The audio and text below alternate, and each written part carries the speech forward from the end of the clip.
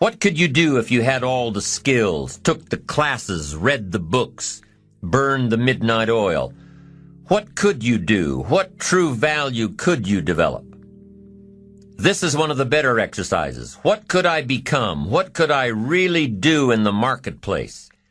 In enterprise, home, family, experience, love, friendship, marriage. How valuable could I become? Am I valuable enough to work on what's not working so I can reach my full capacity? If I'm operating at 20%, what could I possibly do with the other 80%? Once you start understanding how valuable you are, it's a whole new experience. Understanding self-worth.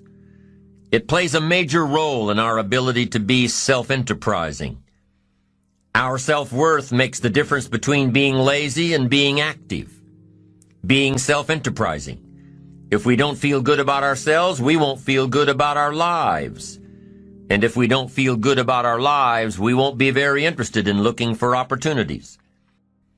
Enterprise is always better than ease.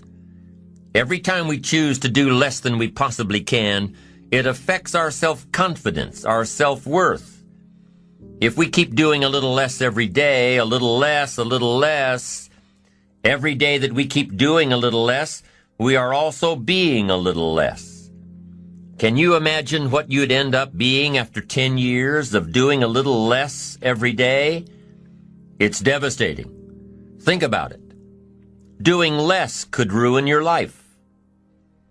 Now, you can reverse the process of doing a little less. You can reverse this process by using your self-direction, your self-reliance, your self-discipline. You alter the course by doing a little more each day. A little more. And pretty soon, you'll develop a new habit of doing rather than neglecting. And days and weeks and months of doing a little more will ultimately do what? It'll increase your confidence and your courage and your creativity and your self-worth. In the end, it's how we feel about ourselves that provides the greatest reward from activity and enterprise. It's not what we get or what we accumulate that makes us valuable. It's what we become that makes us valuable. Success isn't in the having. Success is in the doing. It's the process of doing that brings value. It's the activity that transforms our dreams into reality, that converts ideas into actuality. Let me tell you what I think most messes with the mind. I think that simply doing less than you can messes with the mind. It causes all kinds of psychic damage. I think being less than you can be, trying less than you could try, doing it with less enthusiasm than you could do it, messes with the mind.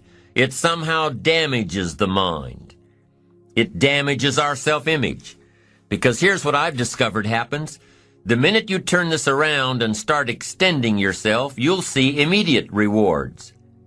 Maybe not monetary ones, not yet, but it's how you feel about yourself that's the greatest value. You see, it's not what we get that makes us valuable, it's what we become.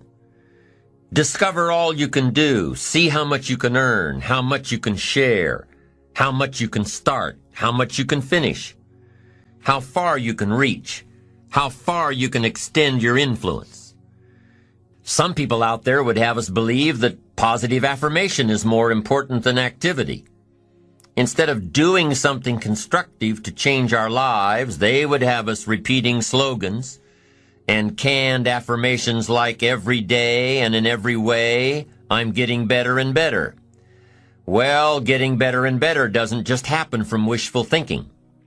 Getting better and better only happens with the discipline of doing better and better. Discipline is the requirement for progress, and affirmations without discipline are in reality delusions. Now, don't get me wrong here. There's nothing wrong with affirming the good life as long as we are disciplined enough to take action. Affirmations can be effective as long as we remember two very important rules. Number one, We should never allow affirmation to replace action, activity, enterprise. Feeling better is no substitute for doing better. And number 2, whatever we choose to affirm must be the truth. If the truth happens to be that we're broke, the best affirmation would be to simply say, I'm broke. Wow, face it, accept it, be responsible for it, and change it. By admitting that you're broke, by saying it out loud, you'll probably be disgusted enough to start the thinking process on how to change it. Anyone saying I'm broke with conviction will most likely be driven from ease into action. Confronting harsh realities has an incredible effect. Confronting the truth and then applying the discipline to express the truth instead of disguising it inevitably leads to positive change. And reality is always the best beginning. You see, within reality lies the possibility to create our own personal miracle. Our own personal miracle, and the power of faith starts with reality. If we can bring ourselves to state the truth about a situation, then, as the saying goes, the truth will set us free. Here's another old saying, faith isn't faith unless it's all you're holding on to. If your life and circumstances have resulted in a situation that is ugly, call it ugly. If you've lost it all, admit that you've lost it all. Be responsible to it. And if faith is all you've got left, use it. Create your own personal miracle. Once we understand and accept the truth, the promise of the future is freed from the shackles of deception.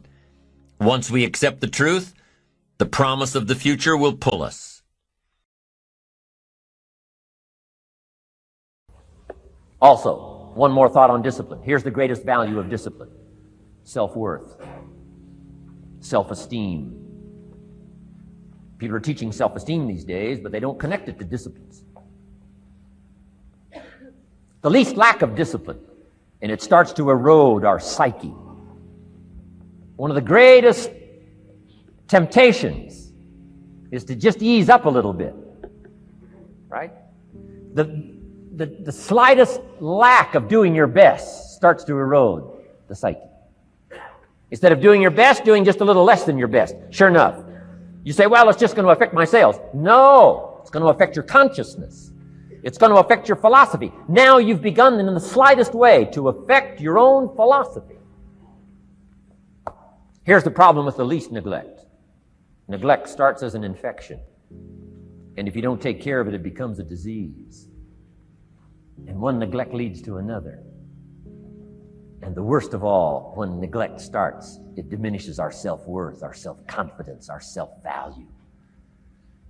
You say, well, how can I get back my self-respect?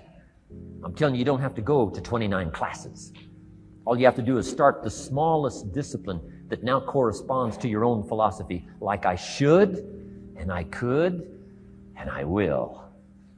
No longer will I let neglect stack up on me so that I will have the sorry scenario 6 years from now, giving some excuse instead of celebrating my progress. That's the key to discipline. Okay? Let's get kids involved in the least of disciplines. One more, and then one more, and then another one, and then another one, and then some more. And the first thing you know, you're starting to weave the tapestry of a disciplined life into which you can pour more wisdom and more attitude and more strong feeling, more faith and more courage. Now you've got something, a vessel in which to put it. And now the equities start to flow. And the early return, I'm telling you, if you'll start this process, the early return will have you so excited. You'll commit yourself to this strategy for the rest of your life. You'll never go back to the old ways. Join a new crowd. Join a new group. The disciplines to do it. Take action. Your self-esteem is defined as how much you like yourself, how much you respect yourself, how much you value yourself in your interactions with other people. And the more you like yourself and value yourself, the more you like and value other people. And the more you like and value other people, the more they value you right back. We also found out that self-esteem is like physical fitness. You can actually build your self-esteem consistently over time by doing and saying certain things. So the starting point of building your self-esteem is for you to have a clear sense of who you are and what you want. Let's say, what are your very best qualities? What are your very best skills and abilities? What are the things that you do or have done in the past that account for most of your success?